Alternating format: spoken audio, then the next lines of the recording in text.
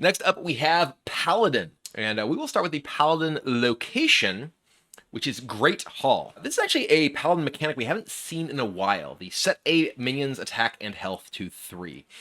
I think Keeper of Uldum, or Uldamon or whatever, may have been the first time we saw this. And then it kind of became a Paladin theme, especially with Lorekeeper Tarim, who was one of the nuttiest cards. Sunkeeper Tarim, not Lorekeeper Tarim. The nuttiest cards in the history of Hearthstone. But 2 cost, 3 durability, set a minion's attack and health to 3. So this is something that can be used proactively on a small minion your own, can be used offensively on an opponent's large minion, and as a location, this has the ability to be used A, 3 times, and B, like, just sort of set and forget, and if your opponent plays something big, great, hit it. If they don't, okay, I'll power up my, Click Clocker, or my Righteous Protector, or whatever, my Silverhand Recruit. So overall, this just feels like a very, very strong card. Gives you a lot of utility for a single card, and at only 2 cost. So I feel like this is a card that's very likely to see quite a bit of play, in particular in more proactive Paladin decks. This doesn't feel like the sort of thing that you're likely to see in Control, simply because the utility of it, of buff your own guy versus shrink your opponent's guy, is I think a lot of where this becomes powerful. But that is very, very powerful, if your opponent does try to stop you with some sort of giant taunt minion. It's like, nope, that's a 3/3. My 3/3 kills it, and I kill you. Next up, we have Sinful Sous Chef. Food Paladin is the Silverhand Recruit deck in this particular set. We haven't really seen much Silverhand Recruit stuff in a while. Kind of a thing that comes and goes in Paladin. I've always really enjoyed Silverhand Recruit type decks. I like the kind of, build up your little guys and make them tough. I think it's like just a cool theme for Paladin. This one, just a 1 cost 2/1 Death Rattle, add 2 Silverhand Recruits to your hand.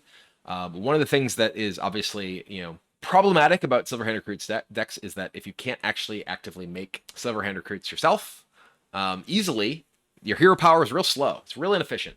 2 for a 1/1 is very, very bad, especially in the modern Hearthstone world. But being able to have cards like this that give you 1 cost Silverhand Recruits that you just can play from your hand whenever you decide to, rather than having to slowly hero power them out, those have the potential to be very powerful. This is also a 1 cost card that can potentially go into the Quest Paladin deck. We haven't really seen Quest Paladin at all. It's one of the quests that has seen a pretty minimal amount of play. I still don't like quests, period, whether they're Quest Paladin or otherwise, as I drop the top of my sparkling water in disgust at the concept of quests. But, this is a 1 cost card that gives you 2 other 1 cost cards that have different names that can very easily advance your quest. And the 2 other 1 cost cards they give you when it dies are cards that interact with the quest reward for the Paladin quest. So, even outside of like, hey, what are the other tools this set gives us for Silverhand Recruit Paladin, it could be Quest Paladin. We'll see. Next up, we have Divine Toll. It's a very weird card. 7 cost, shoot 5 rays at random minions. They give friendly minions +2/+2 and deal 2 damage to enemy minions. It's just such a strange card. Like, if you're the only person with a minion, this is 7 cost +10/+10 smash you, which is actually very powerful, right? If your opponent has a minion, the only minion in play, it's 7 cost, deal 10 to that minion. It's a weird situational thing, right? Like, if your opponent has like 3 minions and you have 1 minion, I assume it just targets randomly, right? So it's most likely to still hit your opponent's stuff. So like this feels like it's at its best as 7 cost, give my guy +10/+10 to blow you up, right? But it can also be 7 cost, like, get through your small taunt and blow you up. Like it can shoot your opponent's things. I don't know. It's neat. It's a neat card. I don't know what this actually goes in, though. That's the thing. This feels like much more likely to be like, okay, this is a card you discover and find a way to use, rather than like, I'm building a Divine Toll deck, right? Because it just has so many possible outcomes on so many different boards that it seems hard to afford to spend 7 mana to play and not get what you want. Next up, we have Stuart the Steward. Further Food Paladin, 3 cost 3/3 with Death Rattle. Give the next Silverhand Recruit you summon +3/+3 and this Death Rattle. So I really like this card. You know, it is in the line of like, hey, buff your Silverhand recruits. And it is a death rattle that like, even if you don't have another Silverhand recruit, you get the death rattle, right? Like, this isn't the sort of death rattle that's like, oh, you killed it when I didn't have a way to actually maintain it. This is a death rattle that gives you an effect that persists until you next summon a Silverhand recruit. So yeah, like remember Dragon Rider Telretha, who I think I still have I still have the big card on my shelf. You can't see it. It's in the you know, the dungeon behind me here in the Castle Nathria or whatever. But you know, being able to just continuously inherit this, and it doesn't even have to be something that's in your hand or in play. It's just the next time you hero power, it's like, boom, hero power, this guy dies, hero power, I get a 4/4 that makes the next thing a hero power a 4/4. It's pretty cool. Unless it's like silenced or whatever. There is the weirdness with the Silverhand recruit decks generally that unless you have things that generate Silverhand recruits, you are in an awkward situation if you do play Carriel, which is one of the best Paladin cards that there is. But we did see the Sinful Sous chef that can give you additional Silverhand recruits to continue that sort of chain going. And then, you know, you can hero power, they get +4/+4, you play them, they get another +3/+3, and you have the biggest recruits ever. Next up, we have Elitist Snob. So a 5-cost 3/4, which each Paladin card in your hand randomly gain Divine Shield, Lifesteal, Rush, or Taunt. So this is, you know, a pure-ish Paladin card. There is a payoff card in the set for Pure Paladin, truly Pure Paladin, but this is a sort of Pure Paladin. This clearly feels like it's at its absolute best if you have hand buff style stuff. And, you know, we've seen a decent amount of Pure Paladin stuff over time. This is the first time we've seen it in a little bit, though. But this is a very powerful effect, right? Especially if you're playing this with hand buff style cards. Being able to get this thing up to like, say, like a 5 power or 6 power, you know, Divine Shield, Life Shield, Rush, Taunt, boom. It's like hugely powerful. You know, yeah, this is just having, you know, 4 Paladin cards, no hand buff. This is Ziliax, right? They can't be magnetized, and you can play 2 of them.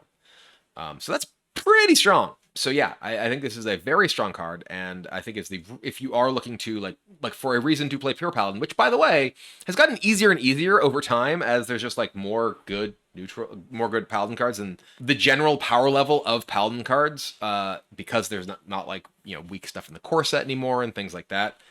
It's a lot easier to just build a deck of all Paladin cards to make something like this good. Next up, we have Promotion. Another way to get your Silverhand recruit truly massive. Goes over recruit +3/+3. This one I think is like, you know, pretty powerful because it actually allows you to immediately buff it on board. So, you know, you make a Silverhand recruit, it survives rather than having to be like, okay, I play this thing which buffs my Silverhand recruits in the future, and now I have to individually play all my Silverhand recruits. It's just +3/+3 for 1. That's very strong, right? And you can potentially have like, say you have like, you know, you play your Great Hall on turn 2. Then you have like a Silverhand recruit thing on 3. Boom, promotion, make it a 3/3, promotion it. There you go. Hero power into a 6/6 on turn 3. Pretty solid. I don't know if there's, you know, enough tools to actually make Silverhand recruits good, but I think that is one of the good ones, actually. Speaking of, boom, Buffet Biggin. More food!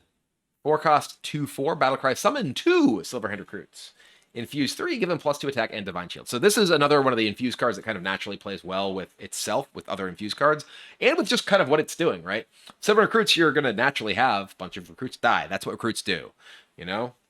They're doing their part. They got to take down the brain bug. But yeah, so this, one of these, summons 2 Silver recruits, they die, you play the next one, boom, now they have +2 attack and Divine Shield. So, you know, getting through on Divine Shields off of this is very, very powerful. And it's fine if you have other things that actually care about and potentially buff your Silverhand recruits with just having, you know, a 4-cost 2/4 that's giving you 2 guys. I mean, a 4-cost 2/4 by itself, make 2 1/1s. We've seen that as like Grim Necromancer, right? That's not a good card.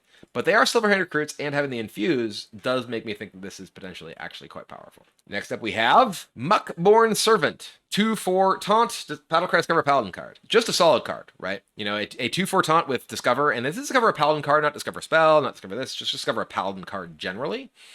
Gives it a lot of flexibility, right? This has the possibility of giving you additional, you know, really heavy-hitting legendary type things. This can give you multiple carry else, you know? Just overall, I think this is just a solid card, role player in a lot of decks. I expect we'll see a lot of this. Also works well with hand buffs, because, you know, it's hand buff. It's a minion that can get you more minions that will then be buffed by hand buffs. This is an interesting one. Service Bell. Discover a class card from your deck and draw all copies of it. So this is very often going to be 3-cost draw 2 of a discovered effect, which is pretty good. If you have any way to like shuffle additional copies of things into your deck, that can also be quite powerful. One of the things that Paladin often lacks is card draw, right? Since like Divine Favor going away, pretty weak, you often will just kind of be at the mercy of I draw my card, I draw my card, I draw my card. This being like, hey, I can, I discover one of the cards from my deck, and boom, I get all the copies of it, is pretty sweet. It only works with class cards, so it kind of naturally looks like maybe it wants to play in the pure Paladin deck, but it also, is limited in the sense that you can't like have something that like you shuffled a bunch of into your deck, and then draw all those out of your deck. If there's any way to like buff something and put it into your deck, imagine if you got like I don't know Dire Frenzy off of something, boom, service spell, draw all of my Dire Frenzy things. That would be cool. But yeah, overall, I just think this is a potentially solid card for like control mid-range decks. Obviously, not going to go in aggro, but a like selective draw 2 does feel like it has the potential to be quite powerful. And last but not least, the Countess. 7-cost 7/7. If your deck has no neutral cards, add 3 legendary invitations to your hand. So it feels like a kind of a weird payoff, but it's a cool card. Weird payoff for playing Pure Paladin because it gives you this. Legendary invitations are 3-cost spells. With discover a legendary minion from another class, it costs 0. This is very weird that like the payoff for Pure Paladin is other classes legendaries for 3 that you discover. Like it's strange to me that this is what the payoff is. It's cool because it gives you more sort of diversity of gameplay. And getting a legendary minion from another class means that you're gonna get rid of a lot of the windows of pretty bad legendaries among neutrals. Not that there's nearly as many bad legendaries these days, but this can hit like any of the colossals, right? This can hit like lots of really, really strong things. But yeah. So this spell, you get 3 of them, obviously, as it says. Discover a legendary minion, it costs 0. So this could be like a really powerful tempo tool after this. It gives you the ability to, both have additional kind of gas, so you don't just like run out of resources, which is, the risk of like any deck that's like, hey, I'm just full of a bunch of Paladin cards. But yeah, it is a discover effect. It's not random, right? Discover a legendary minion from another class, it costs 0. So you actually have a decent amount of control over what you get. Obviously, you could potentially be, offered 3 cheap bad legendaries from other classes that have no synergy with what you have going on. And this is, a 7-cost 7/7 with no abilities that you play. But compare this to like, the what was it, Pure Steel Crusader or whatever it was, Pure whatever Crusader, the old 7-cost 7/7 that gave you 5 random Paladin cards. I think this is a much stronger effect, right? Much stronger payoff. And you can theoretically like use this with Bran if you somehow draw Bran, because this is frankly the only pure Paladin card, right? And this does say if your deck has no neutral cards, right? So if you wanted to, you could play Bran along with this. It's going to be a little bit awkward because if you draw this and don't draw your Bran, she doesn't work because Bran is a neutral card, but you could theoretically have Bran in your deck to Bran Countess. Very cool card. I do, I personally love the gameplay of things that give you more variation in terms of the way that the games play out. Things like Legendary Invitation, can give you weird circumstances happening in your otherwise pure Paladin deck, and that's super fun. You could potentially be like, using Cariel to like buff Garrosh or whatever, like all kinds of wild stuff like that could be really cool. So overall, the 2 directions that Paladin really has in this set, there's the Silverhand Recruit stuff as well as the pure stuff, and neither of them are like super heavily directional, right? Like the pure Paladin can still be built in any number of ways, and it doesn't even necessarily have to be 100% pure because you could wait until you actually play your Countess until you draw like a single neutral card or whatever. And the elitist snobs don't actually care about you having pure Paladin; they just care about you having a bunch of Paladin cards in your hand. So yeah, some interesting stuff going on there. I do think that the kind of most likely card to see the most play is probably the location. I think the Great Hall has the most like broad possible potential in just proactive Paladin decks. I don't think it's the best card in the set, but I think that this is the sort of card that can go into Mech Paladin, it can go into Murloc Paladin, it can go into just Divine Shield Aggro Paladin, whatever, things like that. Definitely feels like it's a card that's likely to see a good amount of play for a very long time. All right, next up, we have Priest. I have long been a big fan of Priest, and I'm very excited for some of the stuff that we have coming in this set. So let's take a look. First up, we have Identity Theft. Discover a copy of a card from your opponent's hand and deck. So this is a very interesting one. You get the Discover effect. It is not 100% clear to me by the wording of this, whether this is getting you a copy from their hand and a copy from their deck, or if it's a copy of something that is in either their hand or their deck. My guess is that it's the latter, that it's a single copy of one card that is in either their hand or their deck. But it is the same cost as Thoughtsteal, which is, 2 cards. So is it like one's from their hand and one's in their deck? Probably is the latter, just given the fact that we have seen cards of this type get generally stronger. It is interesting in the sense that if your opponent has no cards in their hand, then you get nothing. If they have one card in their hand, it's just whatever that happens to be. And it does give you information, right? The information about what's in their hand is potentially quite valuable. You have the ability to possibly play around or play toward particular things. And obviously the specific synergy of like getting a card from their hand is very valuable with the legendary that plays with these sort of cards, which we'll get to momentarily. But first, this is probably my favorite of the priest cards in the set. Cathedral of Atonement. 3 cost location, 3 durability, give a minion +2/+1 and draw a card. So this card does so much that I have always wanted Priest to be able to do. One of the things that any kind of minion-based Priest deck really struggles with is actually, just getting their board repeatedly wiped and running out of resources. And like their things not necessarily being threatening enough. If you're playing like a buff style deck, you don't want to have just like too many buffs, but you need enough buffs that your things are actually threatening. You also need card draw, and most of the card draw in Priest, tends to be like combo style card draw, like Northshire Cleric plus like Pyromancer, like Gift or whatever that you have in like Boar Priest or whatever.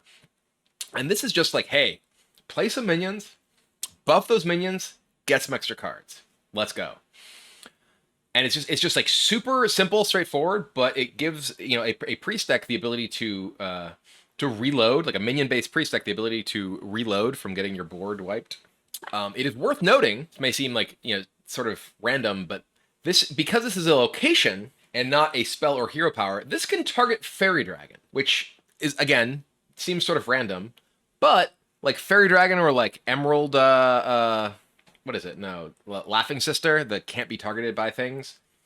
That actually is pretty good, right? Like the fact that you can actually buff them through something that is normally a thing that you can't actually, really buff. It's just like a very, very generally solid effect. And, being able to play out like a durable minion on turn 1 or turn 2, and then play this in turn 3, buff it, draw a card, feels really good. And you're actually making your things into meaningful threats and gaining some resources in the process. You have to be playing like a reasonably minion dense deck for this to be good. But giving you ways that are not just like hey, commit another card to this in order to actually buff your stuff as a priest deck, which wants to like get minions on the board, protect those minions on the board, heal those minions on the board, buff those minions on the board. Not having all of those have to be unique cards is really, really good. So I think this is like just an awesome card that actually enables like a style of priest gameplay that has had an incredibly small amount of support, which is that I want to actually be like a board-based priest deck and not like some sort of combo nonsense. Next up, we have Mysterious Visitor. Battlecry, reduce the cost of cards copied from your opponent by 2. Very cool. Just 2 cost 2/3, reasonable stats. Actually supports the thief style cards, like the one that we just saw, the identity theft, which is not a joke. This guy turns it into especially not a joke, and you actually have some very powerful ability to like tempo those out and gain some tools with them, especially considering you actually have the discover effect, so you can actually set up plays over turns. And next up we have Partner in Crime. Battlecry, summon a copy of this minion at the end of your turn.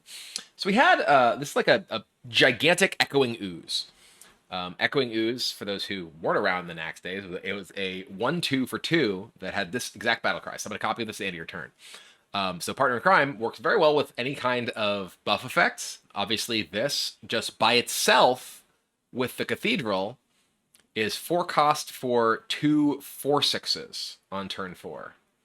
Very, very powerful. Requires no additional mana investment. You just spend the, set your thing down on 3, play this on 4, copy, buff it, copy it, boom, there you go. And there's obviously lots of other, priest buffs you can use this with. And I love the fact that with Cathedral and things like this, we have like more options for playing like a board-oriented deck that isn't just Naga Priest, because Naga Priest is literally like just a super. I mean, it's like a super streamlined style of thing. It's all about like the one card. That was actually one of the interesting things. I remember when there was the recent. This is unrelated to this card. There was the recent like patch that was like certain cards got nerfed. Like Spitelash Siren, not because that they were like individually too powerful or the archetypes that were using them were too powerful, but they were too much of a percentage of the power of that particular deck, and caused like these really frustrating play experiences when they were or were not involved in a game.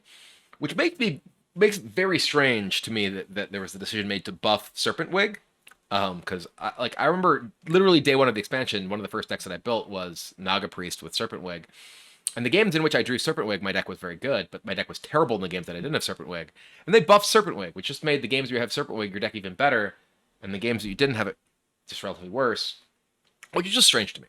Regardless, unrelated to this, but. Anyway, but yeah, this, like, there's not really like priest hand buff style stuff that you could use with this, but there are, thanks to the Cathedral, ways that you can buff it for 0 mana, or obviously you can commit additional stuff, actual spells in order to buff it. Like, for instance, this one, Boon of the Ascended. 4 cost holy spell, give a minion +2 health, summon a Kyrian with its stats and taunt. So this is, a payoff for having an individual big thing to give you another big thing. This is like, hey, double up on your buff effects. It doesn't give you a copy of it. It gives you a Kyrian, whatever that is. But I think, if that individual thing, say, has like a powerful death rattle or whatever, you're not actually carrying that over. Any additional effects don't carry over. It just carries over the stats. This I think is a pretty powerful card depending on what the metagame looks like as far as like the kind of removal effects that are seeing play. It really does depend. Like can you get a thing that's big enough to be worth copying for 4 mana? A lot of metagames end up being like, hey, you play a thing, it dies. You play a thing, it dies. You played 2 things. Okay, they both die. But this is like you don't necessarily have to commit because of Cathedral, especially You don't necessarily have to commit to having like an individual like big thing. You're not actually committing that much, and you have the reload ability of Cathedral as well. So I think Cathedral, again, super important for like so many things that Priest wants to do. Having 0 mana ability to buff stuff like the copy itself, as well as things like this to give you those tools long term. Very, very cool. Next up we have Suspicious Usher. First of all, this is a 1 cost 1/3. Which in a world where priests are looking to play stuff like Cathedral, play Bless, whatever, any number of things that can buff your early minions, just having a 1 cost 1/3 is potentially reasonable, right? Like that gives you some value. And then Battlecry, discover a legendary minion. If your opponent guesses your choice, they get a copy. So like you're getting additional value off of this. Sometimes, yeah, maybe your opponent gets the legendary minion too, but like. If you're, if you're playing a deck that's like a buff style deck, like the sort of minions that you likely want and the sort of minions your opponent likely wants can be very, very different. This is like the ability to reload without card draw, which is nice. I just think this card is super good. I think that in a deck that is looking to be, board based, playing small things, buffing them, or playing mid-sized things, buffing them. Having this, which both gives you itself an early game minion, which can help contest the board, as well as be a target for various buff effects, and gives you that additional resources later on. I think is a very, very, very, very powerful card that's likely to see a home in a lot of these decks. Next up, we have The Light. It burns. It's a 1 cost holy spell. Deal damage to a minion equal to its attack for 1. So this is very interesting, right? Like this is really, really cheap removal for any sort of large minion for priest. This card seems extremely powerful to me. Like most aggressive decks tend to have minions that have, higher attack than health, or at least equal. This is a 1 cost card. This is a super, super, super efficient way to remove big things that is not really nearly as conditional as most of the stuff that you tend to see in Priest. Now, obviously, like this is bad against Divine Shields. It's bad against like high health minions, but it feels like it's very easy to play this and in 2 copies in a lot of different decks because it can just be such efficient removal for so many things. You know, it is unfortunately not great against like some of the popular early drops. For instance, Vicious Slither Spear is the most common early play that we see, and this is terrible against it, right? So there is like, you know, not like this is just the best thing, but it's very good against lots of things, I think. And I do expect this to see a significant amount of play. Could shift if, you know, the metagame is more like high health stuff, because if you look at like, say, Hunter, right? Like I was just talking about the Vicious Slither Spear. Hunter, like this doesn't kill Vicious Slither Spear. This doesn't kill Mountain Bear. You know, it does kill like Hydrolodon for one, which is a really big deal. You know, you can like play this into like a condemn, boom, blow up all their stuff, whatever. You know, there's a lot of stuff it can do, and it's a holy spell that gets drawn off of Spirit Guide or, you know, whatever else. So I do think this is very likely to be a pretty commonly played card. Next up, we have one of the coolest cards that Priest has ever gotten, the Harvester of Envy. 3 cost 4/3. After you play a card copied from the opponent, steal the original. This is just super, super cool. It is crucial that it's after you play a card, not after you copy the card, that after you play it, you steal it. So, like, you need to have this in play and then spend your mana on playing their things, which, combined with the 2-drop that reduces the cost of the things that you've copied from them, is a lot easier. So this is definitely one of the decks that I'm gonna build because it just seems hilarious. It is a legendary, you know, so you have to find this individual guy in order to actually get yourself set up to be able to steal their stuff. But yeah, I think this is a super cool card. I love it. I look forward to using it to try and like break up combo decks or whatever. Actually, a way that you can interact with your opponent's deck or hand that normally, you know, there's very, very few, if any, ways to actually do. I just think it's super cool, and I absolutely look forward to playing with it. Next up, we have Clean the Scene. Destroy all minions with 3 or less attack, infuse 3, 6 or less. This is a weird card, because infuse on like mass removal like this, it's like, okay, this kills small things, then it kills big things. But it's like, a lot of times, you might just want to kill the small things because you have big things. So like the infuse could actually actively make it like less good. I don't know. It's a weird card. It is a holy spell, so it is relevant for things like Spirit Guide or whatever. So it is a weird card, like mass removal with infuse. It does encourage you to have your own minions if you want to kill big things. Yeah, the second one you play, if it killed your small things, because the infuse is your minions that died. For those who may not know necessarily exactly what infuse does, it's while this is your hand, that many minions of yours have died. This feels like it's just kind of strange, because it's like, okay, you want to kill like medium to big stuff. Can't kill really big stuff because 6 or less. You have to have your own guys die, which, you know, you can definitely have. I'd see this like being like, you know, you play this in Quest Priest as a 5/ like, you know, potential removal effect that isn't like Whirlpool or Light Bomb or whatever. By the way, speaking of Light Bomb, I have found that Light Bomb has been really awkward to use, which maybe means that 1-cost spell is not as good as like initial like impression, but there's a very big difference between spending 1 mana to kill a thing and trying to spend 6 mana to kill like everything. And like, you know, the implications of the effect not necessarily working out exactly as you want. All right, and lastly, but certainly not least, in terms of Priest, we have Pelagos. 3 cost 1/6. After you cast a spell on a friendly minion, set its attack and health to the higher of the 2. This card is sick. This is like anytime you buff one of your minions, it gets massively buffed entirely. Like, you have like a 1/10 and you like Serpent Wig it. Now it's a 11/11. Like, this card is like nuts in something like Naga Priest, in particular because Naga Priest has the reusable spell with Serpent Wig. Yeah, every spell interfires, but it could even be better than interfire, because if the thing like happens to have like high attack and you buff its attack, now its health gets reset, right? Like if something takes damage and you buff its attack, its health goes back up. So like this in Naga Priest in particular, again because of, you know, the fact that you can easily recast tons and tons of spells, is like outrageously good. Super. I guess I was thinking the Serpent Wig is actually +1/+2. I had in my head that Serpent Wig is still a +1/+1. So yeah, it'd be 12/12. Casting the 1/10. It's just gross. So this is a really, really powerful card. Obviously, like, you know, it goes into a very specific sort of deck that has spells that target friendly minions. Right now, it feels like the only place that it really has a home is in Naga Priest, because there's just not that many good targeted spells for friendly minions to make, including a card like this that keys off of them worth it outside of a deck that can do it repeatedly with Serpent Wig. But in that deck, you just like wig a couple minions and they're all like, basically just Divine Spirit Interfired, and that's disgusting. So overall, I really, really like the Priest cards in this set. Again, I think Cathedral is by far my favorite because of the implications it has for just like Priest decks generally, being able to play a board-based game and not just getting absolutely wiped out by mass removal, giving you the ability to build up a board and reload that isn't just swept away by like a brawl or whatever is hugely, hugely impactful and can allow the sort of play style of Priest to deviate significantly from either being like all in with spell stuff or just a combo deck, like all in with like buff spells or a combo deck, and that's it. Allowing you to actually play like a more like interesting mid-range style deck, I think is potentially a very cool direction. Though the actual structure of the metagame, likely still including stuff like Celestial Alignment and Boar Priest, may push that out from being a realistic possibility, but at least it's worth a shot.